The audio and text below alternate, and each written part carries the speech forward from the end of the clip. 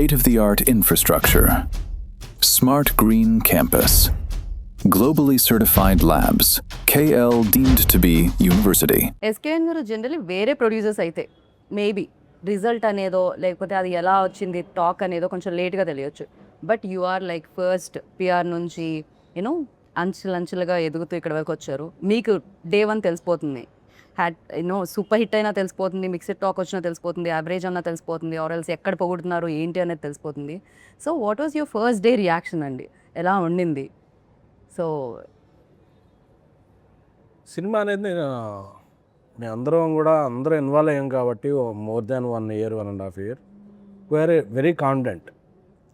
And సినిమాకి వచ్చేటప్పుడు ఈ సినిమా ఎక్కువ ఫ్యామిలీస్ని, అమ్మాయిల్ని, యూత్, జెన్జీ యూత్ వీళ్ళందరికీ ఎక్కువ అపీలింగ్ ఉండే సినిమా.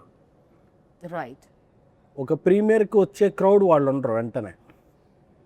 సో మార్నింగ్ షో పడే వరకు, మ్యాట్నీ పడే వరకు ఒక సినిమా ఏ టాక్ అయినా సరే మ్యాట్నీ వరకు సెటిల్ అవుద్ది. కరెక్ట్. అది బ్లాక్ బస్టర్ అవని, సూపర్ హిట్ అవని, ఏ సినిమా అయినా సరే it will take 1 day at least 3-4 shows vast audience చూసేవాడు. అదేవో ఓవర్సీస్ ప్రీమియర్తోనో, ప్రసాద్ ఐమాక్స్లో ప్రివ్యూతోనో అయిపోదు. సో అది నేను పిఆర్గా ఉన్నప్పుడు చాలా చూశాను. ఎందుకంటే ఏ సినిమాకైనా టైం పట్టింది. బట్ మాది 2-3 షోల్లోనే రిజల్ట్ అనేది అర్థమైపోయింది. రైట్.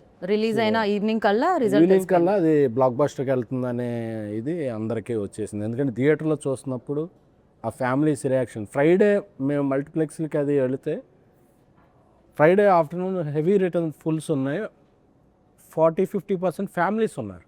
రైట్. సో నాకు అప్పుడు అర్థమైంది కిరణ్ గారు ముందు సినిమాలు, ఆయన ఓవర్ ద టైం సంపాదించుకున్న క్రెడిబిలిటీ అవ్వచ్చు, నేను రాజేష్ తీసిన ప్రీవియస్ ఫిలిమ్స్ అవ్వచ్చు, ఫస్ట్ డే మ్యాట్నీకే ఇంతమంది ఫ్యామిలీస్ వచ్చి చూడటం, వాళ్ళు వెరడిక్ట్ ఏడుస్తున్నారు, చాలామంది ఎమోషనల్ అయిపోతున్నారు, ఇంటెన్స్ ఫీల్ అవుతున్నారు. అందరూ వచ్చి ఉంటే చేయి పట్టుకునే, అంటే ఏదో పొగట్లా చేయి పట్టుకుని ఇలా అంటే ఆ టచ్లో అర్థమవుతుంది వాళ్ళు ఎంతగా మూవ్ ఆన్ అయ్యారు. ఎస్పెషల్లీ ఇంటర్వెల్ తర్వాత వెళ్ళినప్పుడు వాళ్ళు ఒక ఒక 2-3 minutes అలాగా ఇంటర్వెల్ అవగానే జనరల్గా వెళ్ళిపోతారు అలా పాప్కార్న్కి. అలాగే ఒక 2-3 minutes వాళ్ళు సెటిల్ అవుతుంది, సెటిల్ అయి చూస్తున్నారు ఏం చూసాం ఏం జరిగిందా. సో అంత ఇంపాక్ట్ సినిమా క్రియేట్ చేసిన పెర్ఫార్మెన్స్ ఉన్న సినిమా, అంత ఇంపాక్ట్ క్రియేట్ చేసిన సినిమా ఎప్పుడూ కూడా నో లుకింగ్ బ్యాక్. అది ఒక షో అవ్వచ్చు, 2 shows అవ్వచ్చు సెటిల్ అవటానికి, కానీ ఆ సినిమాలో అంత కాంటెంట్ ఉందన్నది కాన్ఫిడెంట్గా ఉంది కాబట్టి నేను. బట్ నిజంగానే మీరు అన్నట్టు కొంచెం స్లోగా స్టార్ట్ అవుతుంటాయి కొన్ని films, even though big budget films, big star films కూడా 1 day ఫ్రైడే వదిలేస్తే సాటర్డే నుంచి పికప్ అవ్వడం చూస్తూ ఉంటాం. మనం ఇది Friday evening show, almost evening 6 o'clock show నుంచే పికప్ అవ్వడం స్టార్ట్ అయిపోయింది.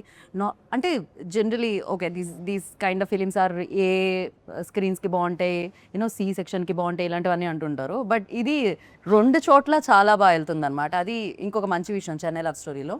ఇర్రెస్పెక్ట్ ఆఫ్ ఏజెస్ అండి, ముందు నుంచి మేము మార్కెటింగ్ ప్రమోషన్లో చెప్పినట్టే ఈ లవ్ స్టోరీ పలాని ఏజ్ వాళ్ళకని కాదు, బికాజ్ ఆల్ ఏజ్ గ్రూప్స్ థియేటర్లో మీకు అపేర్ అవుతున్నారు. నిన్న నేను థియేటర్లో చూస్తుంటే అవ్వలు తాతలు వాళ్ళు మోర్ దెన్ 65 ఉన్నవాళ్ళు థియేటర్లో కూర్చొని వాళ్ళు సినిమా చూస్తున్నారు.